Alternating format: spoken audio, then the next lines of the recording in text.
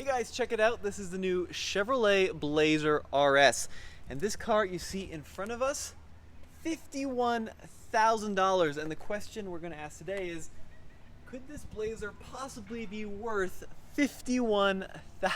We're going to go over all the really cool things that you need to know, the neat features, talk about the outside, the inside, and then take it for a quick spin around the block. Now, let's talk about the Blazer. Old school Blazers of the 60s, 70s, and 80s were squared off, off-roady, and very rugged. This new Blazer, it really does look like a sports car. It is hyper aggressive both inside and out. One of my favorite features is take a look at this. It's almost like a dark chrome on the outside. I love the look of that. And then of course you've got this really distinctive headlight design. The bottom down here is actually where the headlight lives. Up top is the running light. So it's got a little bit of vibes back to the Aztec, if you know what I mean, where they had separate turn signals and headlights. Let me know in the comment section below, what do you think of that? Around the side of the Blazer, the old ones may have had off-road tires and 14-inch rims. This new one is rolling on Continental tires, 21-inch wheels. If that doesn't tell you that this Blazer is going for that sports car vibe, I don't know what does. Here along the side, this is interesting, body-colored mirrors. So many modern-day mirrors are either black or chrome. The Blazer RS actually has body-colored mirrors, and then the Blazer font along the side. Why is this right in the middle of the door? I don't understand this. Why is it not up here, kind of by the A-pillar, or maybe down here where you find so many other names on other vehicles? But no, the Blazer name is right in the center of the door. And then we continue around to the rear. Floating roofline, big fan of that, and it's got this little interesting black silhouette that gives it the impression of a floating roof. And as we come around to the back, really cool taillights. So going along with that Camaro-esque theme, you got the quad taillights there. A lot of piano black finish throughout. So piano black along the side, piano black on the rear, and take a look at this! A rear diffuser on an SUV. How incredible is that? Now, I'm gonna try something a little unusual here. I'm gonna start taking things apart to show you the hitch. This Blazer is rated to tow 4,500 pounds when properly equipped. It is a 7-pin wiring connector. And I don't know about you guys, but I'm not quite sure this rear diffuser does a whole lot when half of it is covered by a hitch. This is not maybe as effective arrow as Chevrolet wants you to think it is. Now, other cool features on the rear, big old spoiler back here, and a power liftgate. Let's take a look at the trunk.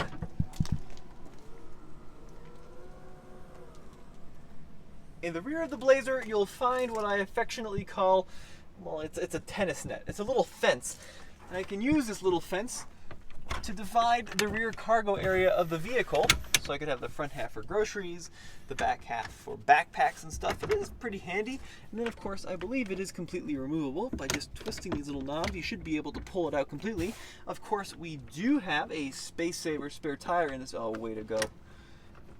Those knobs actually lock it out so you can't move it. But we do have a space saver spare tire underneath the rear. A little bit of extra storage capacity along the side and in the front. Yeah, very usable trunk. Now let's start the list of the cool features with the Blazer, starting with the key. Looks like a fairly standard GM key here. You've got lock, unlock, and then of course remote start. Push twice for the rear hatch.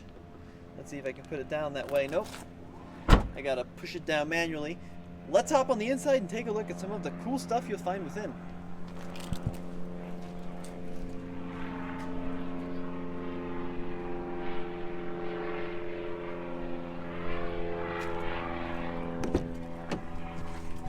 There have been a truly unbelievable amount of planes out the last week.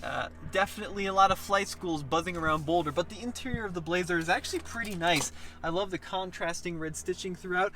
A little bit more of that satin chrome like we saw on the front of the vehicle. And when I start it up, we'll talk about how everything works in here. Now the screen itself it's a little small if we're honest. I think it's just an 8-inch screen, and it's looking a little lost in the middle of the dashboard compared to some of the modern systems, but I have a feeling some of you out there might actually enjoy seeing a smaller screen in some of these cars rather than a massive tablet-like device. It is swipeable using the latest Chevrolet infotainment system. And one feature I really like is, take a look at this, they still have a good old-fashioned volume knob. But funny enough, it's pointed directly at the sky. Directly at the sky. You know, most of them are mounted this way, not the volume knob on the Blazer. It's kind of interesting how they did that.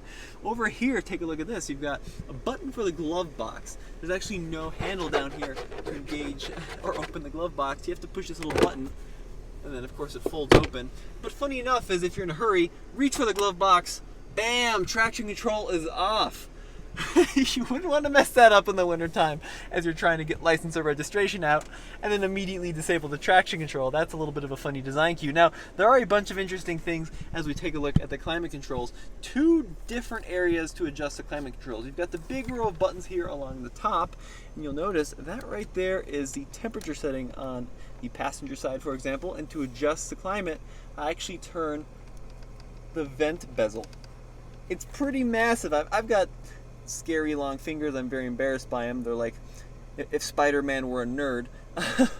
But even still, I've got this huge, nice, and grippy climate bezel that I can use to control the climate control, just like you'll find in the Camaro. Up here you'll notice ventilated and heated seats. And this is kind of interesting. This little switch here controls your fan speed, and I don't know if you can see it on camera, but as the fan speed increases, so do the lights within the actual switch itself. That is a nice touch. Here in the center, just kind of prominently displayed right in the middle of everything, is a USB and a USB-C port, and just below that is this slanted wireless charging tray. I'm actually a pretty big fan of this layout. It's really well thought out. Everything is easy to get to, and a nice thing too is if you don't like automatic start stop, the disable button is right there on top of the steering wheel with the start button way up top on the dashboard. Now take a look at the gauges. Pretty cool. I love when manufacturers can integrate both digital and analog gauges. So for example, the center display is a speedometer, but I still have an analog tachometer and even fuel and temperature gauges. That's pretty cool. Volts are displayed over here as long as temperature, and of course you can configure what's going on in the center of the vehicle like that. All pretty cool stuff.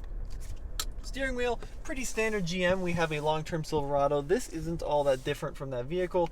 Heated steering wheel button there, cruise control, and then over on the left you got your light switches. But let's go ahead and take this Blazer RS for a test drive, because it does have one or two interesting features, starting with this little knob down here. Now, it's not a traditional four-wheel drive like you'd find on a K5 Blazer, for example. So it doesn't have a four-low or a two-wheel drive, but what it does have, which is interesting, is actually what I said it doesn't. It has a setting for two-wheel drive, so I can either choose between two-wheel drive or all-wheel drive. Take a look at that, almost like an old-school truck.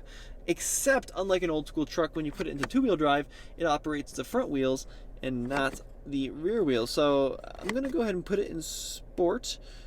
Let's go ahead and activate that. That turns my all-wheel drive on.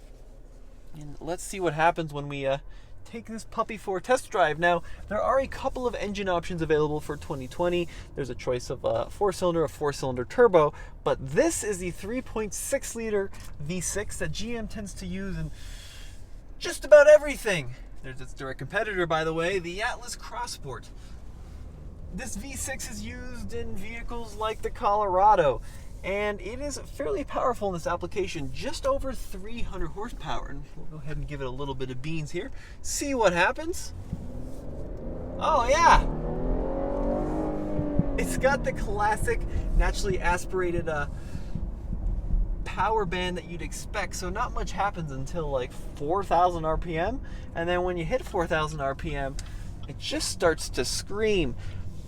I can't really tell a difference between like the sport mode, the standard mode, the off-road mode. It feels pretty much the same, and typically on these vehicles, even if you're like in an eco mode and you floor it, it's going to give you all the performance. But let's go ahead and give it one more whirl as we merge onto this main road here.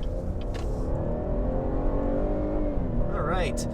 It's not particularly quick. I mean, it's not going to blow you away with acceleration, but it is a little bit sporty.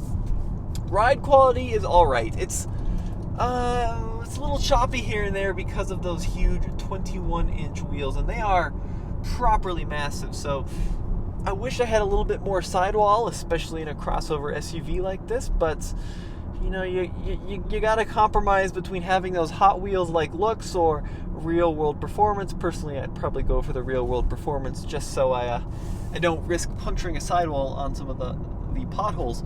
A surprising amount of road noise as well. We are cruising along here at the speed limit, which is 40 miles an hour, and definitely hear some cabin intrusion.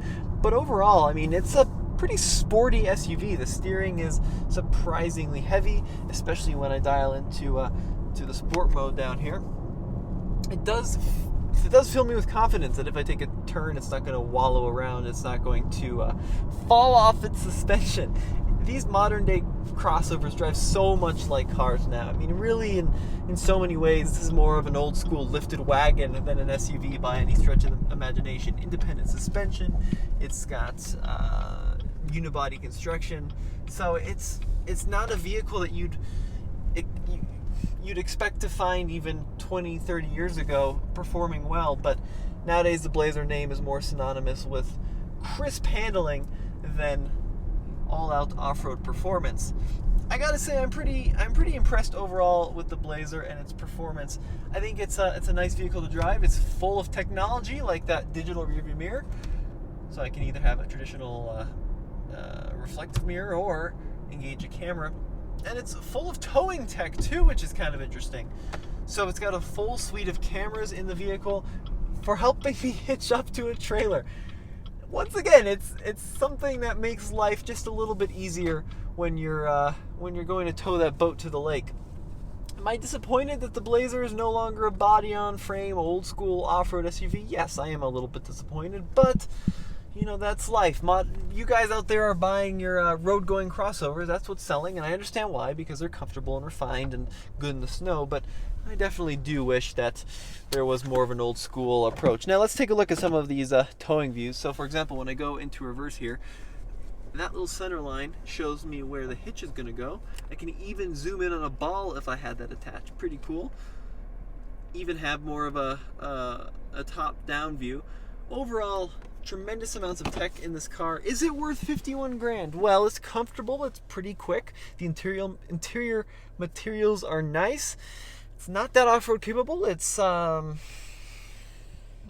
necessarily a brand people equate with luxury, so that's kind of a hard call, because half of me is like, yes, it's a sporty SUV that is, interior quality-wise almost as nice as something like a BMW X2 or X3, but at the same time, there are certain areas where some of the plastic is hard, the screen is a little bit small, so I'm kind of on the fence about it. I'd love to know your opinion. Is this Blazer worth $51,000? Let me know in the comment section below, but as always, this is Tommy with the Fastlane Car. Head over to tflcar.com for the latest and greatest in new car reviews.